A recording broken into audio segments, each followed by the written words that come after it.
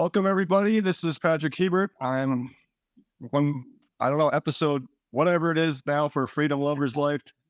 Having fun doing this. So, as you can see, we're having a beautiful day in Panama City in our offices here in the sun in the background. And my very special guest today is Chris Kelly. And Chris, I'm going to actually let you explain a little bit about who you are and what you do, and let's take it from there. Sure. Hey, Patrick. Good to see you. And it was great to be part of your podcast. You're doing some really exciting work. I'm really glad to be part of it.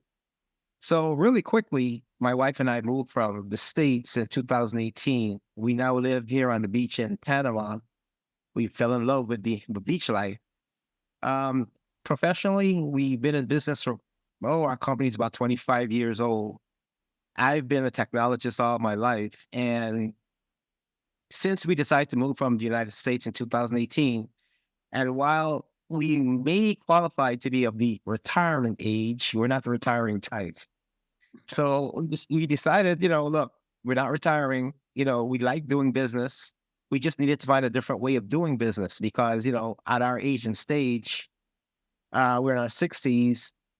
Consulting and, as they say, trading time for money is not what we do anymore. So we needed to come up with a sustainable way of funding this lifestyle. And by the way, since leaving the States, trying to find out where we fit, we've been on 5 different continents. And to answer your question directly, we basically created an online way of creating revenue based on what we knew. And we now offer that as a service to anybody who has information that's marketable, any subject matter expert, anybody. And by the way, that includes a parent. For example, a homeschooler parent, we consider a subject matter expert. So we take that existing knowledge, turn it into an online course that can work basically anywhere in the world. And might I add, while you sleep. So that's what we do. We were also involved in the community here. We do some volunteering. We love to be involved with the kids. We made some friends here. So that's what we are. That's where we are right now in life. Well, that's awesome, Chris. I appreciate that explanation. I'm actually really excited to find out a little bit more of it. What more about it? We get lots of questions. Obviously, we're building communities. I think you've even seen our Veritas Village Coronado community. Well, we recently have the permits, so we're blowing and going there. We've got roads building and water towers and all sorts of things going on, planting the orchards, and everything's happening now. So that's very exciting for us as we keep expanding our communities. But we get a lot of questions from people, right? People moving down, expats moving from all over the world to here. I was just, my wife and I were there at Veritas showing some of the beautiful area around there to people, and 10 different couples in a row, and they were all different demographics, right? Young kids up to our age, retired age type of people, and there was 10 countries in a row that weren't the same, right? That they came from. So it's the like-mindedness of what we're doing, and the sustainability and freedom oriented, and not being kind of a slave, like you said, to trading time for money is getting more and more popular. Where we've estimated roughly a 3,000% increase in the type of people like you and I, right, moving to another country and doing different things. So I'm really excited about the kind of things that you can tell us, because when people, expats, come down here, there's often the same questions, right? Like, am I going to have any friends? I mean, yeah, you will. You're going to find more than you want, probably, and you'll be surprised at how many friends and family come visit you when you live in the tropics, right? And come from for a vacation to your house. But then there's always concerns about safety. They watched CNN or something and got scared about this region, and then when they come down, they realize how wrong that was. That the region's more safe than almost anywhere else they're coming from. So that's always one of the questions. But I'd probably say in the top 3 to 5 questions is, what am I going to do if when I'm down there? If I like you said, you weren't really wanting to retire. I was personally lucky enough to sell a software company and kind of quote unquote retired for a couple of years, and then realized that wasn't for me. I needed to keep busy. Right.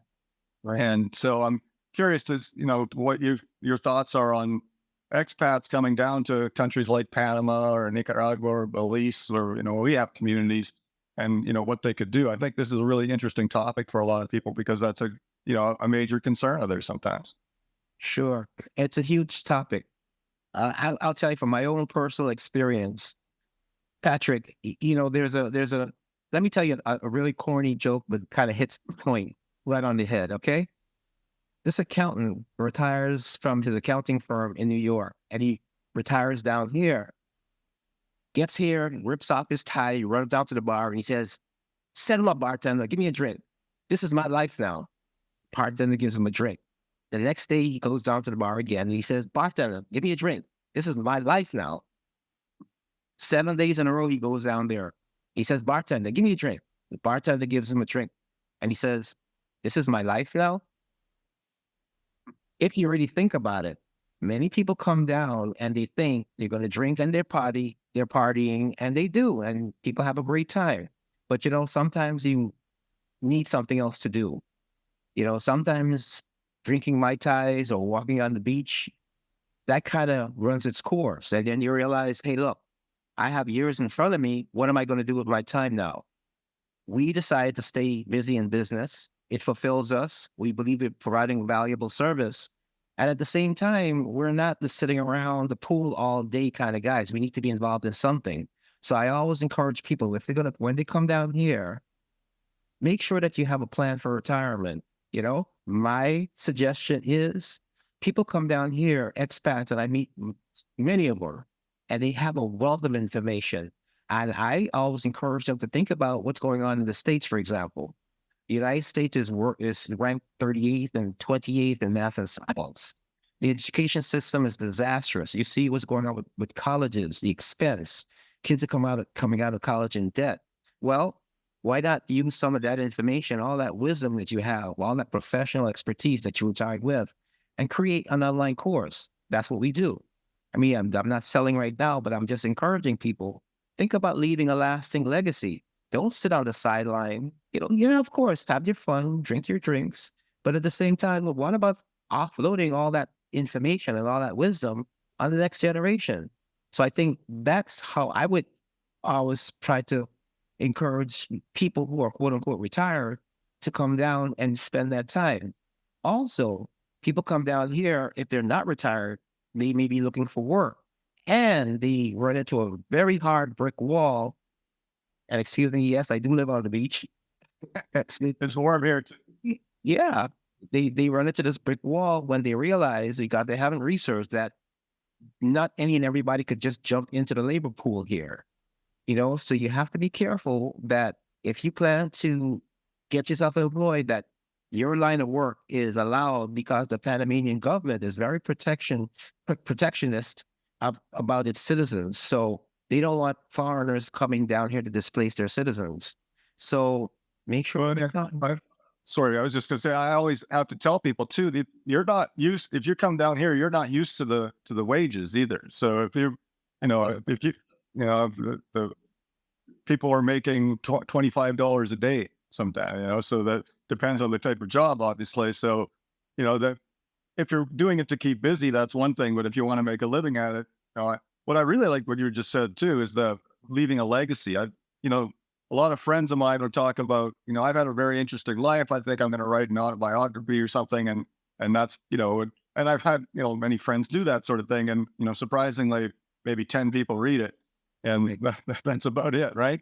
But what you're talking about is a totally new kind of leaving a legacy of that, that's kind of ongoing, right? People continue to learn from it.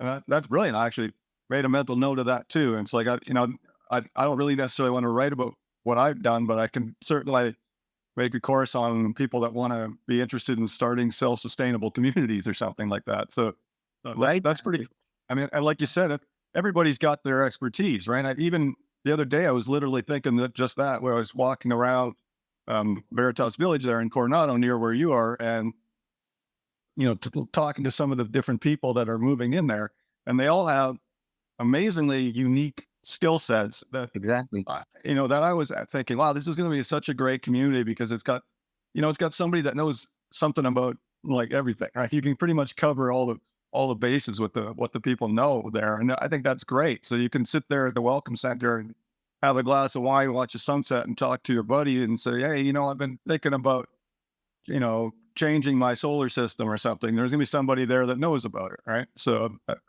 that's awesome. I love that. That's actually partly why Eco Village, your initiative, is so exciting to me, because this whole issue of sustainability and being in community, Patrick. I don't know if you're Canadian. We're from the States. I was actually born in Guyana in South America, and my family immigrated to the States in 1969. My wife is from Trinidad, so we know what being from another culture is like, and then becoming part of the American experience. I never speak badly about the United States of America. She's afforded us some wonderful experiences. She's given me the ability to do what I'm doing now, but any place in the world. But the country has some serious problems. Patrick, we talk about your environment, sustainability, community. Oftentimes when I tell my American friends or family my experience, for example, growing up in Brooklyn, you don't walk up behind somebody, you try to make some noise so they'll get startled. It took me a while to get adjusted to living here because people are not jumpy. You walk into an ATM, they're not looking behind them.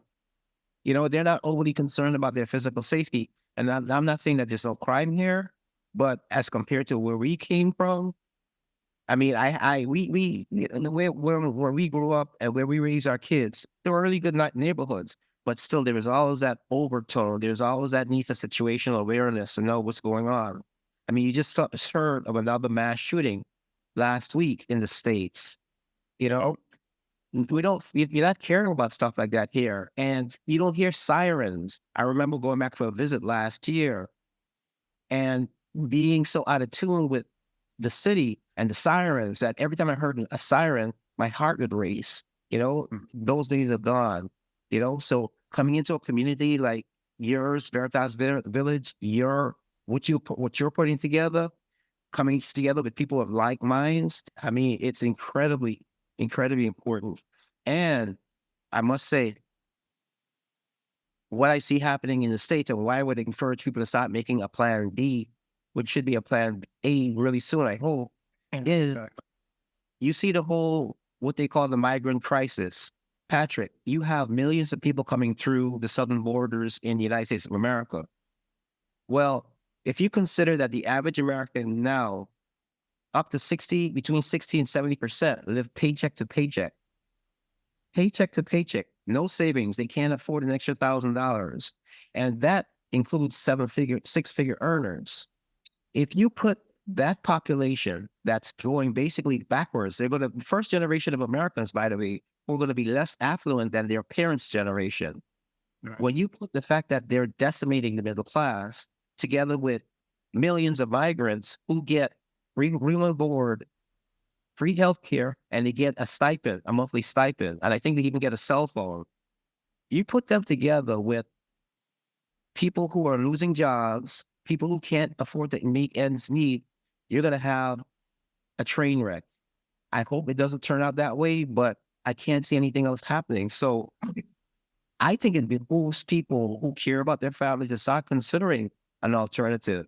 I mean, we when we came here, we didn't have those specific issues in mind. Back in 2018, we actually wanted more freedom to choose our own healthcare. Because back then I was dealing with a pretty significant diagnosis, and by the grace of God, I'm doing great now.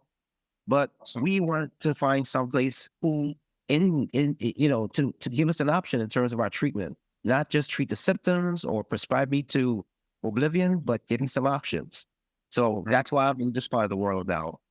But yeah, I think it's interesting too. Like, I mean, the U.S. has its issues, Canada has its issues, European countries, Australia, they all have the similar kind of issues. Like Canada doesn't have the immigration over the border issue, but we'd have a ton of immigration doing the same thing, driving home prices through the roof. And, my kids can't even really,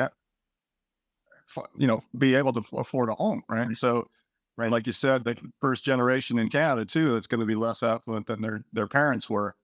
And, it's funny. I'm not into the left and right politics. I like to try to be as libertarian as possible.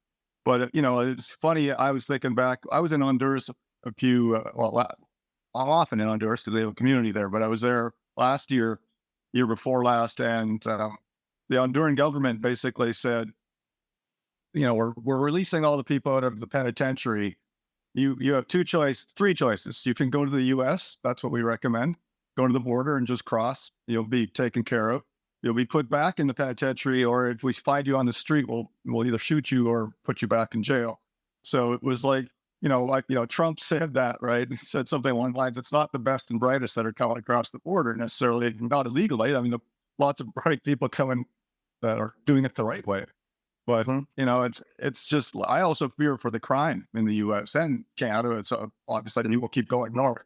It's just it is, and it's sad because people tend to think, like I said, they watch the mainstream media in the U.S. or Canada, and they think, oh, all these people are fleeing persecution or something like that. It's like, no, they're not. They see a $15 an hour minimum wage, and you go, well, that's the land of milk and honey up there. I'm going for that, right? And even they can't.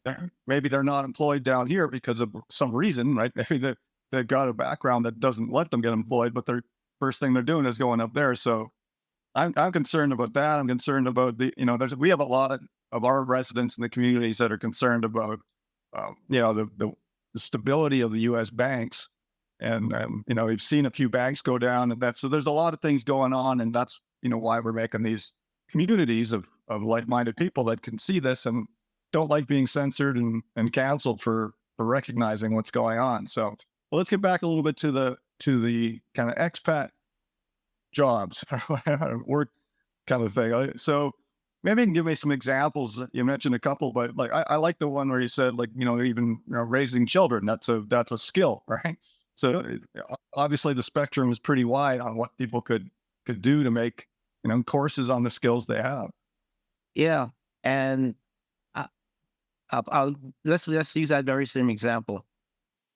We actually met, we were having dinner at a local restaurant, and just over my shoulder, I heard these voices. There were kids and a mom. And the way the kids were interacting with their mother, how they were responding was so different to me that it actually caught my attention. We introduced ourselves, come to find out that she actually is a former New Yorker. She had 3 kids, and she and her husband had separated some time ago, and she was raising them. Patrick, this woman moved her 3 kids to Mexico first before settling here in Panama, and she decided to homeschool her kids. Now, the reason they attracted my attention is how well spoken and how well behaved they were. Come to find out that she got a curriculum. There's actually a process for homeschooling your kids. I mean, there are resources. It's amazing how big the homeschooling population has grown. As a matter of fact, there's a popular curriculum called the unschoolers, right? They're basically, they're growing in leaps and bounds. These are parents who took their kids' lives into their own hands because they were afraid to send their kids to school. And if they go to school, the education that they're getting is practically worthless. So she, like many others and her peers, decided to start homeschooling their kids. Well, she decided to take all that she knew, basically document it, come up with a curriculum. And what I'm describing is not fancy, highfalutin stuff, right? It's basically setting out a table of content. You mentioned earlier about a friend of yours who wrote a book. Well, it's just like you're writing a book, but you come up with a table of contents of how to solve a problem. In her case, is how to homeschool your kids internationally. Wow. We then sit in front of a video camera. She's in the process now. It's not even completed, but I'm excited. I'll be excited when it is. And she explains, this is what you do, step by step by step by step. And when you're done telling your story, basically it's her story. So there's no making up stuff. There's no heavy research. This is literally her life story. How-to that she's leaving for another parent who might be in another country, who might be thinking, I need a better opportunity for my kids. So that's one scenario. I mean, we have a lady. It must be tough for you going out for dinner because you're listening to other people and they're just like, oh man, I could make a course out of that. Well, you know what it is? I have to kind of like pump the brakes because I often think, what I actually do think that way. I hear such fascinating things, particularly from people who say, I don't even know what I would teach. Usually those are the ones that come up with the most creative things to teach, but again, back to leaving a lasting legacy, and again, finding a way to not have your family suffer through the education system and pay a king's ransom to do it too. I mean, and this, by the way, even this is the United States, even include private schools. You're so out of control of the curriculum. And by the way, yeah, this is, we're not talking political, but my guiding philosophy, left wing, right wing, two wings of the same dirty bird, right? Yeah, exactly. There's only one wing, it's money. And if you don't have it, you don't have a say. I don't care what the mainstream media says, you're not going to get anywhere fast. Yeah, no, it's a little sad. I brought up with someone in my family the other day what it means to be a useful idiot, and the term, for everybody following what the mainstream media just throws at them, and it's like, oh, it must be true. It came from CNN or whatever, and it's just, yeah. So you're right. I mean, money is the political driver. It doesn't matter which way you're on. But Yeah. the thing I was going to ask you about is, I think a lot of people, like an architect or a computer programmer or something like that, thinks, oh yeah, I can move to somewhere else in the world and do that for a living.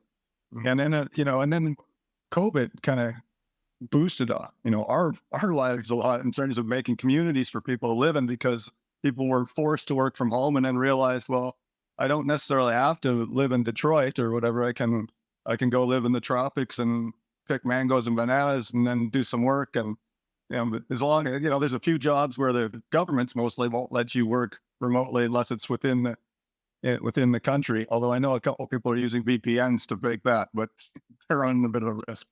But it's interesting because I think you bring a whole nother level to the table where it's like, you don't have to have necessarily one of those kind of jobs. Like, you could be a plumber and, all the things about, SCED 40 piping and stuff like that. And you can do your videos and your lessons for, a lot of people would love to just be able to be the handyman at home kind of thing and say, well, I want to be able to fix my plumbing when my water line breaks or something, or I want to put in-floor cooling, geothermal cooling or something, and something unique. And I can just picture now, that kind of opens up a whole nother wing for everybody, because it's like, whatever you do, it can be encapsulated. And even when I was talking to my son the other day about, going to university, and I was like, I went to university, got a computer science degree. It's kind of unrelated to what I do now, but I was lucky in high school. I had a really good high school teachers and on the computer science side. So when I got to university, it was just trudging through the 4 years of, going to class, barely ever studying, and just getting my degree because I needed that piece of paper. And the paper was all that mattered. But I think today's employers are a little more open to the fact that you can learn a lot of this stuff, most of it on YouTube. I mean, my son's a good guitarist. He never went to a guitar lesson. He just, learned off online, I guess. And so, there's another one, right? You might be a musician or something. It might be something else or whatever it is. So it's very cool. And so how do you, usually I keep these podcasts pretty short. It's been very interesting talking with you, but I want to kind of start wrapping it up and say, like, how's the best way for people to contact you, work with you, get ideas, maybe even maybe at a brainstorming session with you, because they might feel like, oh, I don't know anything that I could put into a course. Mm-hmm. The best way is to visit my website, monetizepresentknowledge.com. monetizepresentknowledge.com. And Patrick, on that website, there's right at the top of the page is an assessment form, basically an online way of judging, or not judging, an online way of getting an objective sense of if you can turn what you know into an online course. It just takes you through a bunch of questions. I think that's helpful. But, look, if one of the positive things that happened during COVID is that it made everybody so accustomed to Zoom, for example. It blew the business model of Zoom way out of, blew it up. Yeah. Everybody's comfortable doing Zoom calls. People are also very comfortable doing Facebook Lives. Well, it's the same level of technology. when I created this online course to teach people how to create their own online course, I basically sat down, not as technologist Chris. I sat down like, I'm actually going to go through this process as if I don't know anything, and I'm teaching somebody. Now, I'm not that I don't know anything. I'm teaching somebody who doesn't know anything. They're not technologically advanced. They don't need to have the latest and greatest equipment. As a matter of fact, the average smartphone these days with the HD quality videos will probably suffice. You sit down, you make sure you just have a plan of what you're going to explain in what order, and you film, you talk into this video camera. I actually went through the exact process, and that's what MPK became, monetized present knowledge. It's me walking through somebody who has an idea how to turn that into a revenue stream that works, by the way, while you sleep. Hey, I just love saying that because it's true. And it works any place in the world. So nothing complicated. Don't have to have any kind of technology background. I actually did it in my apartment. I used the personal pronoun I a lot because I have the option to hire a film crew. I had the option to do everything else that I needed to get done, but I decided to do it all by myself. Partly, most of it was done in my apartment or downstairs to demonstrate that use your existing resources, your existing technology. Nothing, don't overcomplicate this. People don't buy the course, they buy the solution. So if you have a viable solution, Patrick, I think you can make a really good go at this. Just by example, I don't teach theory. Everything that I do, I've done. And the first course that we launched, and we're not down here to inundate ourselves with a whole lot of work. That's why I created the course, so you can answer questions for people. But the very first course, a $99 course, and over the years that it's been online, it's earned over $3.6 million. A $99 course. So I mean, you can make life-changing monies, and again, not subject to the local earning potential, and again, not trading time for money. So you're still enjoying your lifestyle while you exchange this knowledge for dollars, and you help somebody along the way. That's awesome, Chris. I think the thing that people maybe don't realize too is that, I mean, I try to be pretty conservative with this estimate, but I would say it cost of living in these countries down here in Latin America. I mean, they're all a little different, but if you're in the rural parts of Panama or Nicaragua or Ecuador or whatever, the cost of living is so much less than the U.S., Canada, parts of Europe, Australia, where a lot of our clients are coming from. And so if you were making $100,000, let's say you're making $60,000 in the U.S., and I'm going to be conservative that it's 1/3 of the cost down here if you're smart about it. I mean, you can go to those supermarkets and restaurants and spend a lot of money if you want, but if you just want to have a pretty similar life to what you likely have where you are now, in terms of relaxation and that sort of thing, then if you're making 60, you could probably be making $20,000 down here, and you'd have an equivalent lifestyle, or cost of living is 1/3 if your earnings 1/3. So even with that, like I said, I think that's a conservative estimate. But even with that, if you're making courses and they're making, people might be thinking, well, I don't know, my course doesn't make that much money. It might make money while I sleep, which is awesome. But if it doesn't make that much money, then how am I gonna live down there? Well, first of all, it's a lot less expensive to live down here. And that's part of the reason the culture is like it is. Everything moves a lot slower down here. There's a less sense of urgency, but I'm a firm believer that came from location on the planet. My ancestors were from Germany, and and friends from Norway and things like that. If you lived in Norway, or in Canada even, you had 4 months to grow things and 8 months to survive on that. Right? And that's a different mindset that it gives you than if you live in the tropics by the ocean. You can go fishing anytime, go pick some fruit and grow some vegetables year round. There's never a crunch for food. All right. So it gives everybody a much more, I really believe that's what drove the family-oriented lifestyles down here. You spend more time with your family. There's not that dog-eat-dog kind of rat race of career-oriented over family. It's always family over career down here and all that. So when you factor that all together, if you can make a reasonable living doing something like an online course and have a great lifestyle down here, it's just like the best of all worlds. And and you're not reliant on big government or big corporations in the US, for instance, to do that. So I think it's an awesome lifestyle. It's my lifestyle. It's your lifestyle. Yes. And we're living what we're talking about. So I really encourage people to contact you, Chris, because like I said, it's certainly in the top 5 questions we get are like, is there a way for me to make a living? Like, yeah, I mean, you could open a corner store or a gas station or whatever. There's always need for those things, but then you're really tied to the time for money thing, right? So Right. this is certainly an interesting angle to certainly try, and you might be surprised that you have some skills that people really would like to know, and it could be almost anything. And the more I think about it, the more wheels are turning in my head. I think it's great. I think we should have you when Veritas Village in Coronado there ramps up a little bit more. People are living there.